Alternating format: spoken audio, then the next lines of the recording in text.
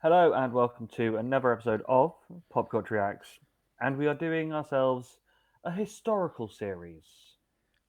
We are looking back at 1985 and the Filthy 15 list.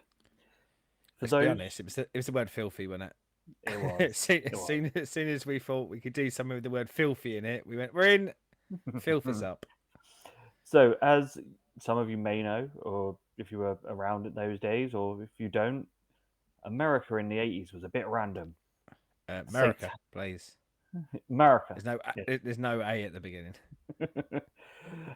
So they were in the height of the satanic panic, and things were evil, and we had the conservative right coming to save the children of America Damn with right. the with Gotta the save them kids. yes with the Parents Music Resource Center, who found 15 songs that were so evil, vile, disgusting that American children should never hear such things. I guess not. I wasn't American. I didn't live in America, and I think I was probably a little bit too young to be saved by this. But I guess I wasn't far off being one of those kids that they wanted to save, and I turned out all right. I reckon. Only murdered 17 people. It's fine. So each song was given a reason and a rating for how vile and disgusting it was. So before we go into each song, and we're not doing all 15 in one, you'll get 15 videos. We will Yeah. say what Get was 15 videos of pure, unadulterated filth, filth. according to Al Gore and Tipper Gore, Yes. and some others. But they're my headline acts for this. So our first song of the Filthy 15 is brought to us because of profane and sexual explicit content, and it is ACDC and Let Me Put My Love Into You. I mean, the title is invocative of a bit of sauce, isn't it? Yeah. But, you know, I mean, straight away I'm going, it's probably not going to be what I'd classify as filthy. No, they did get more hardcore, in their ratings for stuff later on when they came out with the parental guidance sticker, but this wasn't getting it. I did when we were looking at the stuff for this, when we were looking down a track listing, and I did read the bit around the parental advisory guidance sticker, and it did kind of make me giggle a bit because I think looking at the fast forward sort of 5 6 years to early 90s, where I guess I'm really starting to buy a lot of albums, I think probably it was rare when the album I bought didn't have that on it. Um, So, you know, in fact, for if anything, it me, was a mark of quality for me. I looked at three things when I bought CDs and albums in those days. A, was the cover awesome? Yeah, B, does it have a parental advisory sticker? yeah. And then I'd look at what label it's on because I was into like punk and metal and I knew which labels were doing the best punk and metal albums. So yeah, it was like a shiny red light going, "Buy me, Yeah, I've got swears." yeah, and like partially, don't get me wrong, I'm with you. There was a little bit of, I'm going through those early youth renegade parts of wanting to hear a bit of swearsies, but also I think quickly transitioned out into that and just went, well, I kind of probably want to listen to music that has a bit more substance. And not to say that swearing has substance, but with that parental advisory explicit lyrics sort of sticker on it, you just thought, oh, well, it's going to be doing something. I'm Yes. not going to get just 11 songs, like 11 twee songs that cover no subject matters of any interest. I'm probably going to get something with, I don't know, like at least some grittiness in there or some real life stories or something like that. And also, sometimes, just some absolute filth, which didn't make this list. But yeah. So before we go into "Let Me Put My Love Into You," ACDC. We've not discussed ACDC. Where do you stand on Akadaka? All right. And I know that's a really kind of hard one to go because I know like people love them, but I think some tracks I love, Some tracks, but I think, to be honest, there's probably a lot I just haven't listened to. Never massively grabbed me, but yeah, like I fall down in the all right and above category. Actually, I think all right's probably underselling it a little bit. I have no issues with the boys, and I think they are capable of some fantastic stuff. I probably don't gravitate to them very often. Yeah, they're to me they're one of those bands that you know what you're gonna get. You know it's gonna be 4/4. You know it's gonna have decent riffs in. You know, you put on an ACDC album, you know what you're getting. You're not expecting or gonna get some sort of epic prog song in there somewhere or a massive change from what they do. What they do, and they do it well. I get the feeling they love it as well. Like when you see them perform, I always felt like they're really into what they do and they're always having fun, which goes a long way. I am a big fan of that. Whether I like something or not, I do like to think that the people doing it are enjoying it. We all, probably most of the people who will watch this are probably doing a job that's an absolute ball aching grind. So it is nice to see some people enjoy what they do for a living. It is. So, shall we begin? Surely, rather than shall we begin, you should say, "Let me put my love into you." Well, Missing a trick there. I was. Right, let's go down the road of track number 1 of the Filthy 15. Let's do this.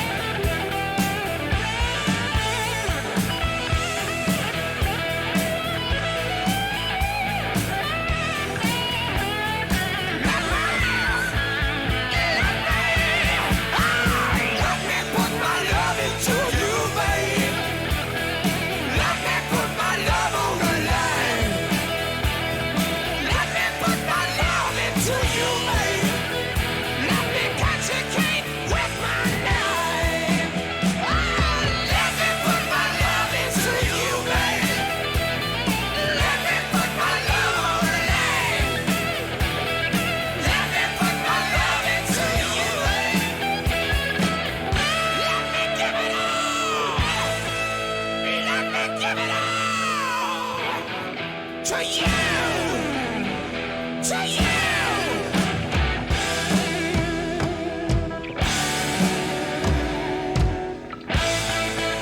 Give it all.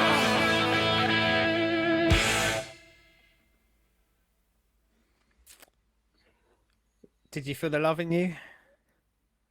I want to cut your cake with my knife. I mean, I'm going to say this very quickly on this one because I've got a horrible feeling because it was 1985. We're going to do this a lot, but I'll get it over and done with. That's really weird to see him at that age, isn't it?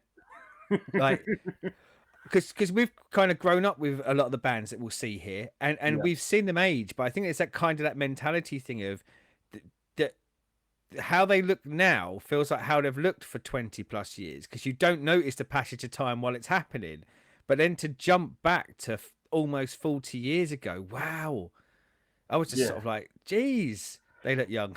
yeah. I Or think probably the other way round. Geez, they look old now. well, it's the thing, especially with ACDC. You sort of see any sort of live footage from like anything from like the late 90s through till now. They all sort of have looked the same since then. Yeah, yeah. There was clearly a big jump between mid 80s to the late 90s. That Some 15 hard years years. Yeah, some took hard their years, those toll. 15 years. Yeah. But after that, they've got to that point where that's where But they yeah, are. apologies like if I do that on every video, but it was just so striking to me. I just don't think I was mentally prepared for the fact that they wouldn't look exactly like I last time I saw them do anything. So, with lyrics such as "Don't you struggle, don't you fight, it's your turn tonight," and "Let me put my love into you, let me cut your cake with my knife," and other sexual innuendos, is this truly filthy? Well, like strangely enough, when I was listening to it, I think for the most part, I'd say it's hugely sedate. Like it's not far removed, and of course, we've got the passage of time of hearing much sort of rawer stuff done. But to 90% of it, I think wouldn't potentially sound out of place in a pop song, even like lyrically. It is just a bit of innuendo, except for and you said it there that you struggle, don't you fight, and I did go okay, like that does sound a little bit rapey, I'll be honest, but like it didn't, unless I missed other sort of lyrical drops in there. It was a bit of an outlier lyrically. Other than that, it just sounded like I don't know, a lad kind of going, we're gonna make love tonight, and it's gonna be a good one, I promise. Yeah, um, it, and it it's won't be. Spoiler, like it probably will be a half a job at best. But yeah, I don't know. Like this straight away, I know like kind of we're looking at the extreme kind of right theories of that corruption of youth, but I can't see anything here that's going to corrupt youth beyond what I'd hear in most pop songs. I don't think. yeah. So for me, this sounds like the sort of shit that you would hear in a playground, which teenage boys are going to be saying to girls anyway, or Yeah, when you first start going drinking, that you're going to say to try and chat up a girl. It's not like it's massively yeah, like explicit or like proper bad. It's very much a, oh, let me have a go, please. I'll yeah, put my yeah. love in you. And then when given any sort of encouragement of yes, then that cockiness and confidence comes in. Like, be your best night ever. It will. Yeah.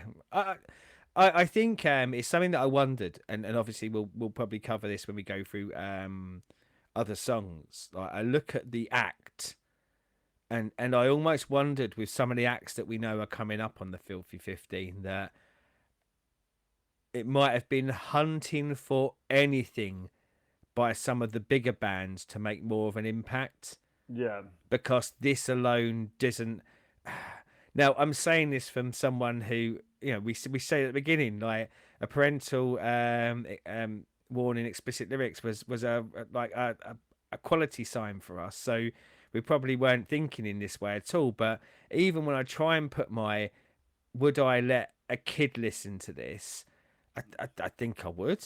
I wouldn't have a problem with a kid listening to it. no, other than maybe having to have an awkward conversation where they said, "What does put my love into you mean?" And I'd be like, "Speak to your auntie; she'll tell you." Yeah, there's nothing here where I kind of go, "This is corrupting the youth." Possibly like just the concept of the idea of having sex being in a song being corruptible, but again, I'll go back to my pop sort of comparisons of going not a million miles away from like love songs, is it? No, and if you look at the 60s and 70s stuff, there's a lot of innuendos in lots of those songs Yeah. too. Yeah. That there's stuff in Elvis songs, there's stuff in Yeah. Beatles. Oh god, I mean, like he's talking about like, and not to go down the Elvis pedo, but I remember one in particular where he's talking about how hot a very young girl is, and you're going, that's Yeah, got to be more problematic than this, surely. Apart but from maybe that one rapey line. but yeah, it said I think we're gonna find some of them. I think because obviously seeing what is in the list of the 15, some Yeah, of them we're gonna go, oh, I can see why you've said that. Some of them we're gonna go, you're just barking here. You're just barking at a yeah, horse to try and yeah. This is someone. I'm gonna change my tack and go. This is someone who doesn't like ACDC. Who's gone? Can we get one of theirs on the list? yeah, that or someone that's like, oh look, those people with long hair, they're evil and Satan. Oh yeah, yeah, yeah. Probably Yes. about. But by the way, I I think I think it's an okay song. Again, this would be one of those ones that fit into to the like okay category for me. Not something I'd Mm. probably go out my way to listen to, but perfectly fine, quite fun. But I didn't want to move on without going.